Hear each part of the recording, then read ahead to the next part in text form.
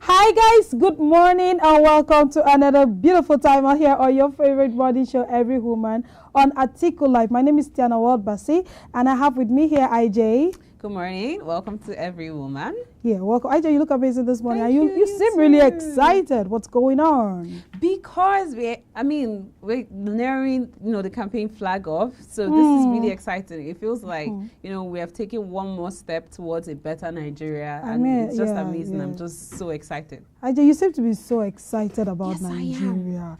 Like, I'm excited, but then your excitement is way above. I mean, have you not been living in Nigeria for the past? I have. I've been telling that this era is about to end. That's just what's exciting. Like every day, I think this is day 143 to elections, and every day is just one day closer to the end of this administration. I know. Everybody and anybody who is in Nigeria, who has lived in Nigeria in the last 8 years, or if you don't even have to be here for 8 years, in the last 2-3 years, can't actually wait for this administration to pass. And I mean, I'm on that table. Yes, please. I'm inside that WhatsApp group, and I believe every Nigerian and every Nigerian youth is on that WhatsApp group. All right, so unity is of essence for every nation or any community of persons who desire growth and development. There have never been a time where a group of persons who are ready to rise beyond the status quo to create an enabling environment for potentials to thrive, or for people to live in peace and harmony without considering unity or putting unity first. And this is why we're always talking about one man who has made unity his priority, who has seen that if there is no unity, there can't be progress. I mean, even the Nigerian motto say unity in progress, right? Yeah. So if there is no unity, there can't be progress. And I'm talking about no other person than His Excellency Atiku Abubakar. And that's why we call him the unifier, because he has seen the importance of unity. He has seen the importance of bringing Nigerians together, irrespective of your culture, your religion, your food. Because I mean, Nigeria is the most diverse, one of the most diverse states, basically, and it's so complicated that everybody. I mean, we have over 250 tribes in Nigeria across the 36 states. So it's one complicated and very massive entity, right? So I was so excited about what Alhaji Atiku Abubakar has put together. So today we're looking deep into the 5-point agenda of His Excellency Alhaji Atiku Abubakar, and we're picking point 1. That's to tell you how much it means to him. Unity means, because this is the first point in his 5-point agenda, restoring unity in diversity. And he has said that he is going to do this via equity and social justice. I mean, so we're so excited. Like I just said, this is first step to Nigeria becoming great again. Yeah, so I mean, like you've already outlined, all of this and how diverse we are as a country. 250 different tribes, different cultures, different practices, and we're living in the same, place, guided by the same constitution. So, I mean, led by one person, it takes a lot. It takes a lot for you as one person. I mean, it's difficult to be in a room with just about 10, 11 people, because already everybody has their different personalities. And so being able to work with just that number is a lot. I mean, AJ, you're going too far. Having husband and wife together in one house, just different personalities, it's a lot. So you can imagine somebody that is, just looking over, or, at the affairs of over 200 million people with different personalities, different tribes, religion. It is a lot. It's very, very difficult to manage. And I would like to say that if you go down history lane a little and look at what it is, that mismanagement of our diversity resulted in the Civil War. Because, I mean, the country was being mismanaged at the time. There were a lot of, corruption allegations and a lot that warranted the military intervention. But I don't think that people had a problem with military intervention. I think what happened is this division. That's what it was, because after the military took over, what we had was a new head of state from a particular region. So that takeover favored the region. That was the problem. It favored a particular region, and people were disgruntled because they felt like, oh, so where are we in this new scheme of things? It was not that military took over that was that was not the problem at that point. The problem at that point was that this takeover favored a particular region, and it's not. You have to consider everybody else. You can't be selfish. In a country that is as multicultural, as diverse as us, you cannot afford to be selfish. You have to learn to carry everybody along, and that was what was failed. It wasn't taken into consideration in the first coup. And then when the military took over and that happened, people felt disgruntled, they felt disenfranchised, they were not part of the government, and it's just for a region. So this felt like a regional country. And what we saw following that was a counter coup, because people felt, and that counter coup is basically what led to the civil war. And I think it's important to see that we as Nigerians, this civil war happened when, 1967? And we've passed, we've come out from the civil war. We've finished this, we are healing as a country. We've come out of this very dark age. We've been healing. We're starting to trust each other. Yeah. I mean, we're in an environment right now, where we work together with people from different parts of Nigeria, working with people from the south, from the north central, northeast, northwest, southwest. Everybody's represented in this organization here. Everybody is here. And we don't see ourselves as different. When I see you in the morning, I see Tiana. That's all I see. It's the same way I see everybody else. I'm not, you get, it's looking at everybody based on, this person is doing this person is doing this, and they're really good at what they do. And that's enough for me. And that's where we are coming to, as a country. With the administration of an Obasanjo and an Atiku, with the administration of a Yaradua and a Jonathan, we saw this synergy. We saw Nigeria healing, forgetting from where we came from. And somehow, all of a sudden, a Buhari comes into power, and we've been taken 30 years back, and the same issue. The same issues have risen. Why do we have agitation in almost every part of the country now? Because it's the same thing, the same place we are coming out of, and we don't need it. This division comes as a result of mismanagement of the polity, mismanagement of Nigeria as a country. It comes from people's selfish interests, from failure of leadership, to understand that you're working with people from different groups, and you have to carry everybody along. The statement that you make, that you did not get votes from these people, and so they cannot expect you, it is a wrong statement to make. It is. It has become so bad. Nigeria has never been so divided like we are presently, that even religion and ethnic groups at this point, and tribe has been played more even in politics. Then at this point, anything can separate, everything can divide us now. Something as immaterial as a football club can now divide Nigerians now. And it's a very silly thing, because we are one people, and the people that are dividing us for the sake of ruling, you're dividing us so that you can take advantage of these divisions to rule. And you fail to understand that a divided Nigeria, you cannot rule a divided Nigeria. The country that you want to rule has to be one. It is our job to ensure that we stay as one. It's a very critical issue. Everything we've been talking about on this show and on this program, and I believe across every other programs on this platform, cannot be possible if we are not united. Who are you planning to rule in the first place?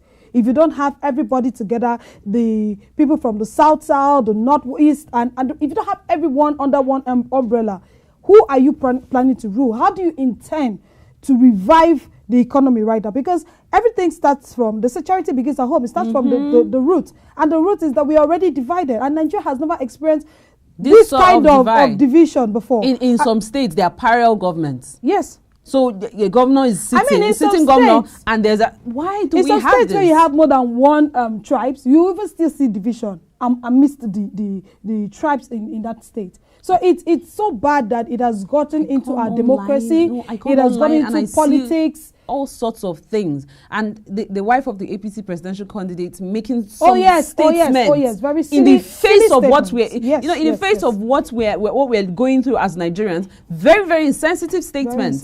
Very, very insensitive. And things that can spike hate speech. Things that can spike violence. We're working towards making sure that making sure that the 2023 election is a free, fair, smooth, and peaceful election, and you're already indicting violence. You cannot be inciting violence at a time like this. It's very wrong. And then we're at a point where we feel like we need to carry everybody along. And you know what is the worst thing is that she's not even from Lagos State. Do you understand? So there's no base. She's from the South. There's no basis for this. There's no basis. I feel like we need a Nigeria where I can move from Delta to Kaduna and feel like I belong. The people are welcoming. There's a sense of belonging. There's a sense of belonging in every part of Nigeria. I mean, when we were talking with Haja Zainab Maina, she said this. She said she missed a Nigeria where she will move from. And when she said she has family, it wasn't even like biological family. So these are things, and that's why for us, the choice of who leads us in 2023 is going to be important. A very strategic decision. It has to be. It's a very strategic choice of the person that is going to guarantee that first of all, Nigeria remains Nigeria. Yeah, I really buy that. Let's take a quick look at Alhaji Atiku Abubakar's vision that says to foster a united, secure and prosperous Nigeria in which all citizens can live a happy, healthy and productive life. I mean, it just tells you one thing. This man is all about making sure that Nigeria remains Nigeria.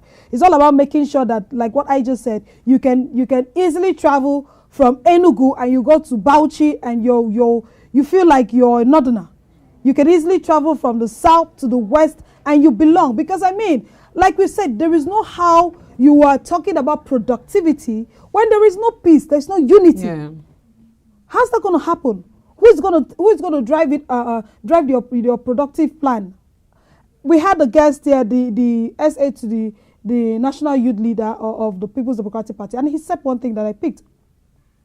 He said, when you write a vision, you make it plain. There's someone to run with it. Someone sees it and he runs with it. If you have a vision in a divided country, a divided state, or even a divided community, who's going to run with it? People will run with different agendas. That's why we have that one administration starts something, and then the next. There's a continuity plan. There's no continuity. There's no continuity in Nigeria. Everything that was started with the last administration, there was no continuity, and it's terrible because if we understand that I'm not trying to put my name there, that I was the one that affected this, I was the one that did this. If I was looking for the good of Nigeria, that's so the person before me has started this. I'm going to put aside my differences. I'm going to put aside everything and make sure that this project works, because I understand that this project is essentially for Nigeria. I remember when His Excellency Atiku Abubakar was talking about privatizing the energy sector, and we got a lot of attacks.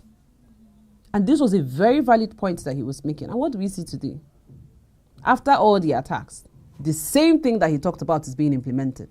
And then you ask yourself, was it too hard to acknowledge that this thing made sense? Was it too hard for you to acknowledge that this is for a better Nigeria, that this is what we can use to grow our economy, that this is what can bring about development in Nigeria? Was it too hard for you to admit? Because at the end of the day, we're not fighting ourselves. We are fighting for Nigeria. And so if you're fighting for Nigeria, you put the politics aside. You cannot play politics with everything. You cannot play politics with the lives of citizens. You cannot play politics with your development as a nation. It is a very wrong strategy. It's a very wrong approach. There's some things that you put aside. For you I know that sometime with the ex service chief, I think, Ihejirika, who tried to curb this menace, this security menace, at the time when it was still starting up, that it would have been nipped in the bud, there were a lot of people who spoke against it and said, this man is coming to kill our people. Buhari was one of those people, that this man is coming to kill our people. And it quickly turned into a tribal thing. And we had terrorists attacking our country, killing our people, killing the same people, killing our brothers and sisters in the north. And you see somebody doing something about it to secure the lives and property, a government that was willing to do something about it, and then you decided to politicize it. And what have we seen? It's now become, it's become widespread. Right now we have communal clashes in the middle belt. Yes, we have ISWAP, we have Boko Haram, we have unknown gunmen, we have IPOB, we have militancy. We have all sorts. And this is something that would have overcome by just discouraging, because when one group feels like, these people have done it, they've gotten away with it. Another group will say, maybe Boko Haram started and ISWAP will say, these people are doing it. You people don't have monopoly of violence. True. We'll do our own. True. Because you've let it ride longer than necessary. These are things that should have been attacked, nipped in the bud, and then we'll not see it, because each time I say this thing a lot. When we hear figures, 71 people killed, 705,000. They're not numbers. These are human beings. These are people's fathers. These are people's mothers, sisters. It could be anyone, really. It could be any one of us. And to see that a serving senator was attacked, it just shows you that it could really be anyone. That's how bad it is. I don't think we understand how much insecurity is, how much of a problem it is now. And this insecurity is because we are not united. It's fueled by disunity. It's disunity. Because you're not working together with people. People are not, they don't see themselves as brothers and sisters. And they don't see themselves as partakers in this government. They don't see themselves as, because if I have a stake, if I know that I have a stake in Nigeria, I mean, why resort to violence? If I know that I can talk to my leaders, I can talk to whoever is representing me at the State House of Assembly or the Federal House of Representatives or at the Senate, if I know that I have people that I can talk to that will represent me at those levels, why am I resorting to violence? Do you understand? It's a basic thing. We saw with militancy when Yar'Adua was president, late Yar'Adua was president. We saw how he managed that situation. And that's a man from the north, manages, that kind of situation in the south. Handled it very well. And we moved on. Militancy was such a big deal that expatriates were scared of coming into Nigeria. And we saw how somebody from the north managed that. And it tells you that it doesn't even matter where you're coming from. At all. It's a capacity-based thing. And that's what Atiku Abubakar is trying to bring back. We're saying, let's get people based on merit. He said, let's get people based on their capacity, what they have to deliver. And let's stop looking at these things that they've put, these false lines that have been put there to divide us. Because these lines are non-existent. Because the person that you buy food from, you say you're a Christian and you're from the south, so these people, we're not one with them, this one, but you buy food from the same person. You trust the person enough to buy food from them. I've met I'm a Christian, but I've met some of the most honest people. They are Muslims. Most honest, very transparent. They don't necessarily have to be the same religion or tribe as you, but these people, judge them based on their capacity and your interactions with them. This hasty generalization and saying, oh, these people are like it's a very wrong thing. And there are things that have been put there, social constructs that have been put there by selfish leaders to make sure that we are constantly divided along these lines, and it's wrong. I mean, just to add a little bit to what you said when we were talking about capacity and capability, right? I mean, it's so bad now that every increasing number of Nigerian citizens are openly challenging the allegiance of Nigerian social coexistence, because we don't have someone who has the capacity to actually work things out smoothly. Just like you made mention of Yar'Adua and how he handled the militancy cases in the South, right? We've not been able to have someone, I mean, in the last 8 years, the unity in Nigeria has never been this threatened in the last 8 years. Because we have someone who just feels that it is not important, it is not necessary. And this thing, actually, let's look at another aspect of this. This thing has panned from just being divided in how we react or how we relate. It has even gone straight to being openly expressive in workspaces. When you started your conversation, you made mention of everyone in this organization coming from different aspects or different areas or different regions in Nigeria. But we've seen cases in several workspaces where you have people where you have the boss who is from a separate region, having people just from that region work in that organization. Whether they have capacity or whether they know what they're doing.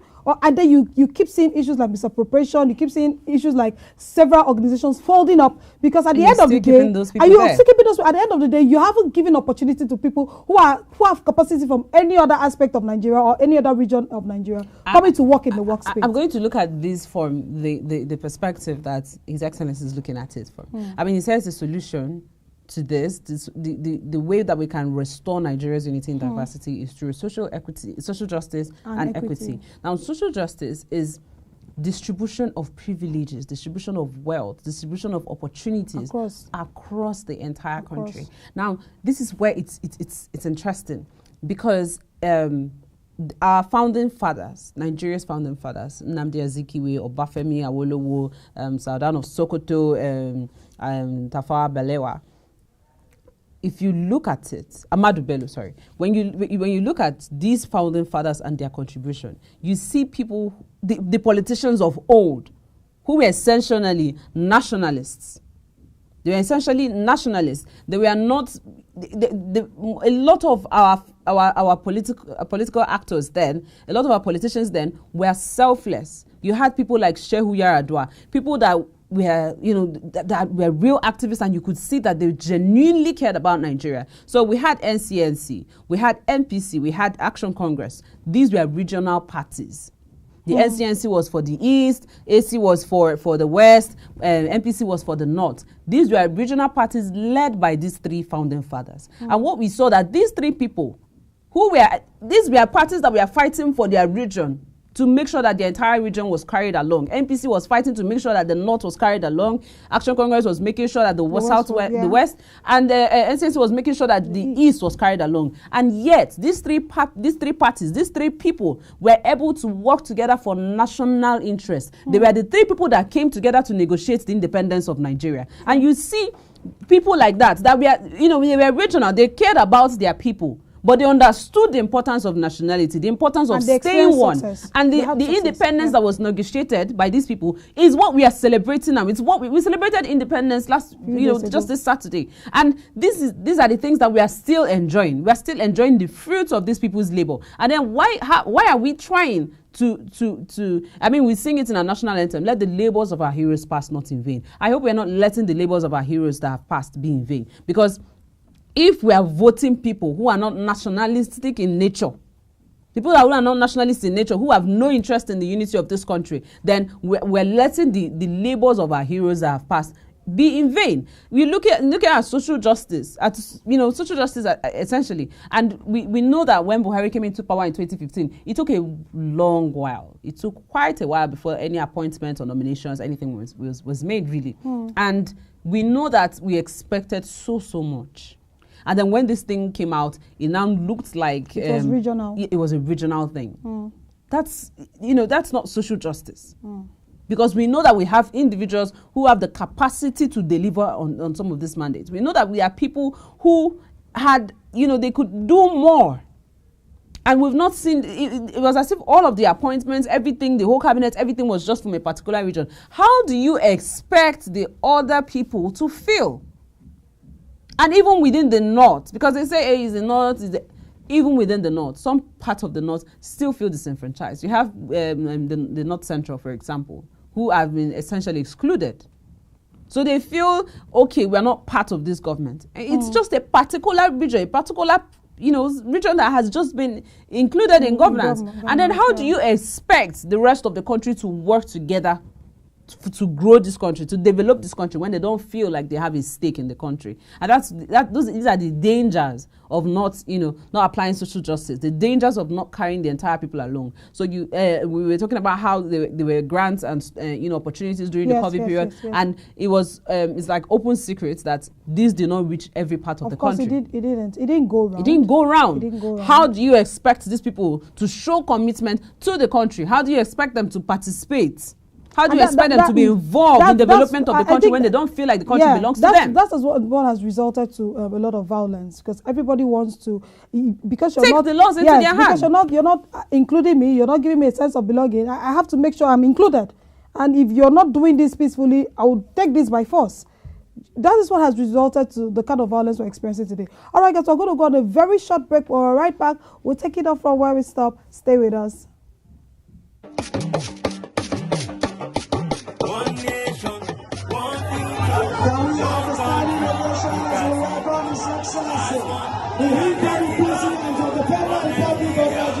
His Excellency Alhaji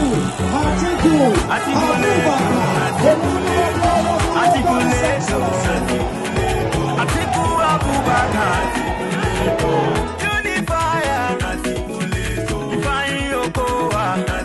It's time for us to bridge gaps. It is time for us to speak as one. Our candidate is the unifier. He will unify Nigeria. It is doable. It is achievable. We can do it. We have the capacity to do it. We have done it before. So it is time for us to return PDP back to power. I thank you very much. God bless you all. PDP! PDP! As one, we can get it done. Welcome back. If you're just joining us, this is Every Woman on AtikuLive, and today we've been looking essentially at the 5-point agenda of Alhaji Atiku Abubakar, and what we're talking about is one of his, in fact, I think is the number 1 point of the 5-point agenda, which is to restore unity in diversity, and he has said he aims to do this by equity and social justice. Before we went on the break, Ajay was just taking us through on what it really means to actually work with social justice, basically. And it's been an amazing time, and I've got to learn a lot of things, and we've got to see that one of the reasons why we're experiencing this rate of violence is because every sector or every region in Nigeria is not being carried along. I mean, if you have 250 tribes in Nigeria, you have to carry it along. And how is this even possible? Is by making sure that someone who has the ability, who has the foresight, who has an experience in rendering such service is being given the opportunity to do this, because we've said that a large number of Nigerians are openly challenging the coexistence of Nigeria being one. Mm-hmm. So we are at the break of Nigeria dividing. We have not experienced this level of division before. What are we going to do in 2023? When you went to break, we were talking about NYSC and how NYSC was supposed to bring this together. True. It was one of the reforms, or one of the way out to really foster unity. The National Youth Service Corps, having youths being sent from one part of Nigeria to the other part. You have people from the south going to serve in the north, and I think it has been a fair deal. It has been a good experience, because I for one actually served in the North Central. I haven't been to Benue State before, but I mean, coming from Cross River, I know we share boundary, but I haven't actually been to Benue State before. But I think it helped me. Do you understand? I know what the food is like. I know what the people are like. They are amazing people. You understand? You get to learn the culture. That was one of the reasons why NYSC was better. It's a good thing. The people, obviously, this same PDP that they criticize and all. But the people that came up with this did a good job coming up with it, because they take, when you're filling your form, there's a lot that's taken into consideration: where you schooled, where you're from, which of these states have you visited. They try to take you as far away as possible from your comfort zone. So I grew up in the Southeast. I schooled in the South, and for service I came to the North. All amazing experiences. I can tell you that all of these places, these experiences have made me who I am. I can boldly say that I am not a nepotist. I grew up around people from the Southeast. I understand the Southeast. And then moving to the South, I got exposed to an entirely different culture. I got exposed to different people. And before I went to go and study in the South, I was told a lot of things. The danger of the one-side story. If you ask someone like Chimamanda Adichie, it's the danger of a one-side story. And all of the things I heard, up to the point I was going to go for the first examinations and all, they were telling me, oh, if you're going to go, carry this one and go, carry this one and go, carry this one and go. They don't have this one there. They don't have this. It's so backward. There's nothing there that is bicycle that they're used for taxis. I'm serious. Those are things I heard. Those are actual things I heard. They are told to buy buckets. That's how bad it was. Don't do this. Don't do this. If you go there, if you don't buy it from here, you'll not see it there. And I traveled. And when I came into the South, I was like, this was not what I was told. It was a different. This wasn't what I was told. Yeah. I am coming in there. I'm seeing that it was. All my efforts were futile. All the things I bought, I didn't need to have gotten them, because everything was available. I made friends from the lasting friends that I'm going to have for life, because these are people that I've seen that's in common. We had common interests, and these were people that were very principled. And the idea that everybody from Calabar, Akwa Ibom is supposed to be a house help, and then you come there and you see people with aspirations, strong dreams, very smart, intelligent people. I mean, you're from Calabar, you're a smart young woman. So I sat there and I was like, no, this was not what we were told. And that's the danger of that one-side story. I finish, I come to the North. I'm interacting with a lot of Northerners. And you're told that the Muslims are these, Northerners are these. And you come here, and I interact with a lot of Northerners on a daily basis. I interact with a lot of Muslims on a daily basis. Nothing. There's absolutely nothing wrong with anybody. All the stories that you've heard, all the things that you've been told by these leaders, all the divides that they've tried to put in are false. there is not, these people are just like you and me. Everybody's the same. Yeah. And this is my personal experience. I've met people from the West. Same thing. There's absolutely no difference.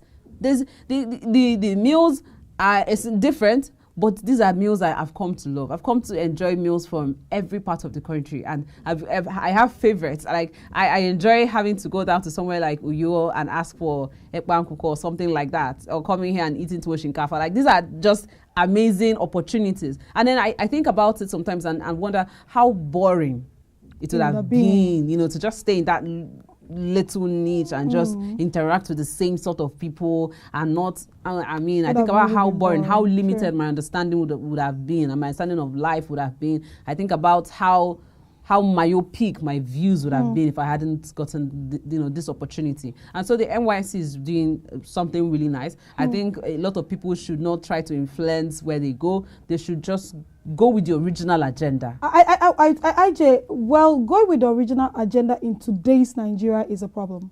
Yeah, I know that's a bit difficult. I think what should be done really is to ensure the safety, the security and protection of these people, because this is a mandatory 1-year service. Your service to your fatherland. It's an opportunity for you as well. I think it's very, very important for us. I think the vision every young person going into the service should have is, this is an opportunity for me to see life.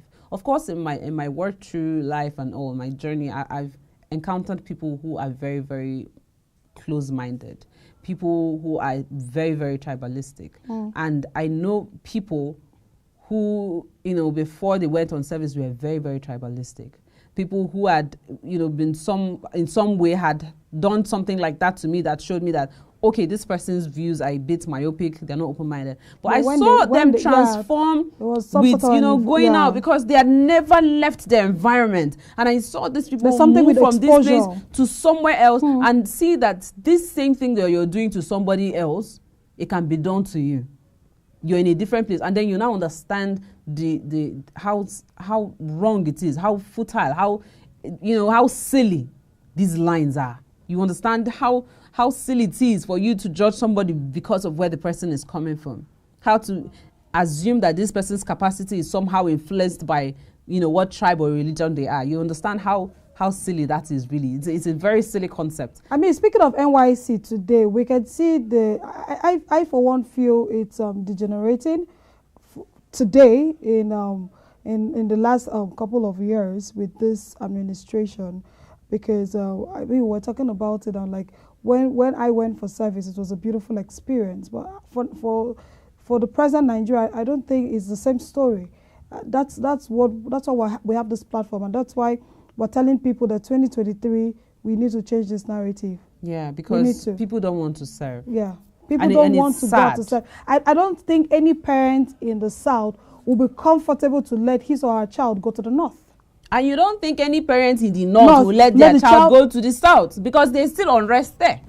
You don't know. Nobody even wants to go to any part outside their locality. How do you even go to make it?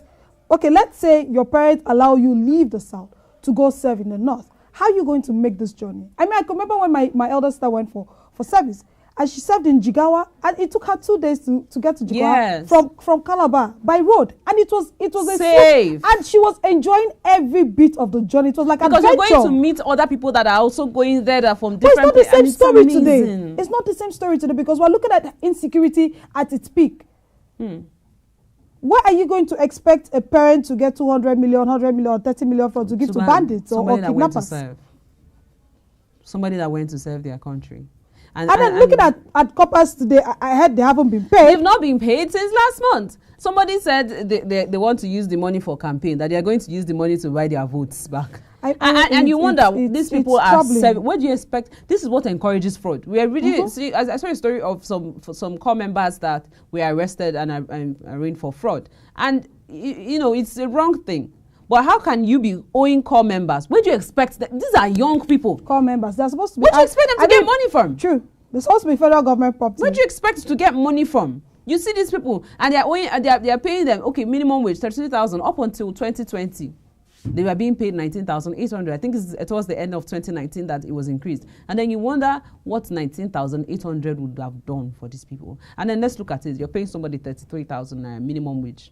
You think the best place to start from to pay a corps member is the minimum wage? You think that's the best place to start from? Because you've taken the person away from their, you've taken the person away from everything that they know. Put them in an entirely different place, and you're paying them 33,000. Tell them how much is rice? How much is beans? You're going to for how much is bread? How much? The abado they say we should eat. How much is it? How much is rent? And you paying somebody nothing, and then you finish your service. Look at it. You go back home empty. People are forced to come back home. I've seen people back in the day. Yeah, when you're sent somewhere to go and serve, most of people end up settling there. True. Because you work there, you're posted to relevant organizations. You don't see somebody who read mass communication being sent to go and serve in a farm, or I don't know, in agricultural. You don't see a lot of things. Somebody who read computer science is going serving to in go, the bank or serving in a random place. The person that now read biology, zoology, serving in FIRS. I've seen someone who and you wonder what is going on in FIRS. I'm wondering what the person is going on there. Because this is an opportunity for the person to get real hands-on experience. So I expect that if somebody read medicine, for example, if you're going to serve, you should naturally go to a hospital. If you read biology, you should go to Ministry of Health, Ministry of Science and Technology. If you read accounting, if you read computer science, of course, then you can go to FIRS. There are opportunities. I expect that in these postings, there should be relevancy, some sort of relevancy, so that at the end of the day, even if these people are not retained, they've gotten something that is useful for their career progression. There's human capital development. Human capital development. That's what it's supposed to be. So these people get some sort of training, and they've gotten something that they can carry on for life. But now you finish serving, you read fine arts, and they took you to go and serve in Ministry of I don't know, Ministry of Science, Ministry of Technology. And you read fine arts. And then good and fine, you finish serving there doing nothing because you've not done anything to help your career. And it's useless on your CV. Yeah, we have another aspect of that. You're finished serving and there's no employment because we have. No, how can you get employed when you don't have training? We're talking about human capital development. So we're not, because one, you don't have the basic qualification. You just have a BSc, and we've seen now with what is on ground that the BSc is not even enough. In Nigeria, BSc doesn't even cut it for you anymore. You have to do more than that. And then I look at back in the day when we had things like diplomas. With a diploma you can HND, OND.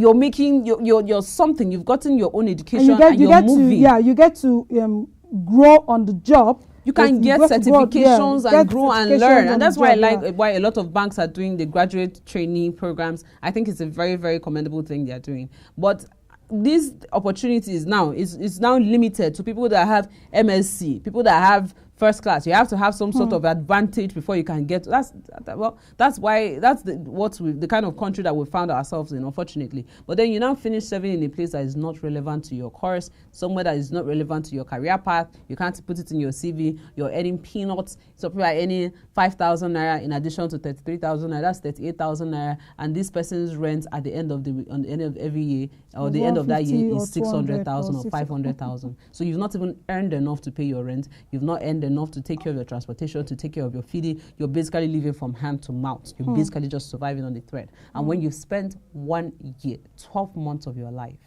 365 days of your life, you spent that time. And after you finish serving, you sit down and you realize that you have nothing. True. That you finished schooling, you're in a strange town, you're in a place that is not where you've known all your life. You're in that place and you have zero money and you've done the wrong thing or the entire year and you don't know where to start. And then the person now packs their bag and returns home to start from scratch with a BSc. And then some of these people, you don't know how they left their family before they went for youth service. Some of them are the first children of the family that are carrying this weight. The communities had to put funds together to send to school. Go to school and come back, get a job so you can actually help the other people who are actually on your age bracket here in the community. At the end of the day, you come back home, you come back like you didn't leave. You come back worse than you left. Worse than you even left. Because you're depressed.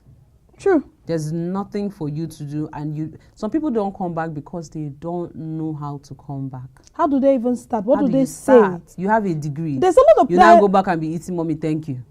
It's just sad because nobody wants to do that. You've stayed all this while, you have lots of dreams, lots of aspirations, and it's not materializing. Of course, that person is going to be depressed. That person is going to lose faith in Nigeria. And then you now see, especially if you come from one of these regions where you feel like, okay, we've been marginalized, we're not being carried along. And then you see people who have, just about the same qualifications that you have, giving more opportunity, having access to more opportunities and more privileges simply based on, in the premise of their state of origin or where they are from. It's saddening. You begin to feel like you are not a part of this country and this country might not belong to you after all. And that's a wrong perception for people to have, because these people go back. An idle mind is a workshop, a free workshop. So you're there, you don't have work to do. With this number of unemployed youth, with this number of students that are sitting at home, you're now telling them that they're not a part of the country. What do you expect? I think it has even graduated from being unemployed youth to aggrieved youth, because everybody on the street now is angry. Everybody's angry. You've ruled the nation. There's restiveness. There's youth restiveness. Nobody's. They're just agitated, and they're looking for where to put this energy. This is energy that could be harnessed to develop this country. Of course. And it is being used to destroy the country, the same country that we're supposed to be building, and that's just sad. So I think someone out there will be saying, we've started the problems. What are the solutions? I think the major solution is what Alhaji Atiku Abubakar said. Equity, social justice. Equity. Let it go everything that you're doing, be fair. Be fair. So, when they said they're going to take out state of origin from applications, I feel like, yes, that's true.